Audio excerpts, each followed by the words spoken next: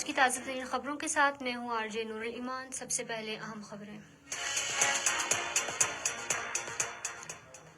مقبوضہ کشمیر میں بھارتی فورسز اہلکاروں کے ہاتھوں شوپیاں میں عصمت دری اور قتل کا نشانہ بننے والی 2 خواتین آسیہ اور نیلوفر کیا لہانہ 16 سال گزرنے کے باوجود انصاف سے محروم ہیں۔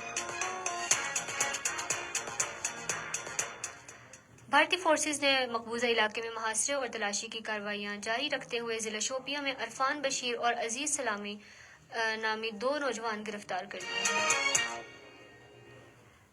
دہلی ہائی کورٹ نے کل جماعتی حریت کانفرنس کے سینئر رہنما شبیر احمد شاہ کی درخواست ضمانت پر فیصلہ محفوظ کر لیا ہے۔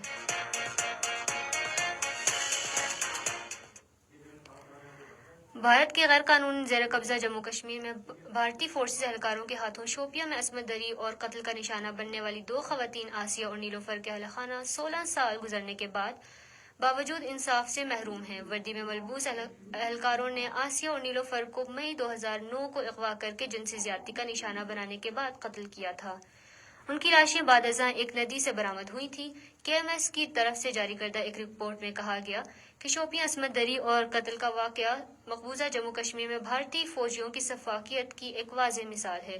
رپورٹ میں افسوس کا اظہار کیا گیا کہ بھارتی جموں کشمیر کی جدوجہد آزادی کو دبانے کے لیے خواتین کی آبروریزی کو ایک جنگی ہتھیار کے طور پر استعمال کر رہے ہیں۔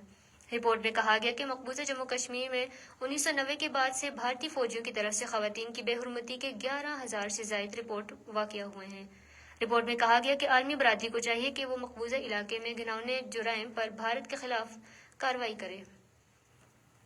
بھارتی فوجیوں نے مقبوضہ علاقے میں محاصرے اور تلاشی کی کارروائیاں جاری رکھتے ہوئے ضلع شوپیاں میں عرفان بشیر اور عزیز سلام نامی 2 نوجوان گرفتار کر لیے ہیں۔ تلاشی کی بڑھتی ہوئی کارروائیاں اور بلا جواز گرفتاریاں آزادی پسند کشمیریوں کو خوف و دہشت کا شکار کرنے کے مذموم بھارتی ہتھ کنڈے کا حصہ ہیں۔ دہلی ہائی کورٹ نے کل جماعتی حریت کانفرنس کے سینئر رہنما شبیر احمد شاہ کی درخواست ضمانت پر فیصلہ محفوظ کر لیا، جو 2017 سے نئی دلی کی بدنام ضمانت ہار جیل میں جھوٹے مقدمات میں نظر بند ہیں۔ شبیر احمد شاہ نے بھارتی تحقیقاتی ادارے NIA کی خصوصی عدالت کی جانب سے درخواست ضمانت مسترد کیے جانے کے بعد ہائی کورٹ سے رجوع کیا تھا۔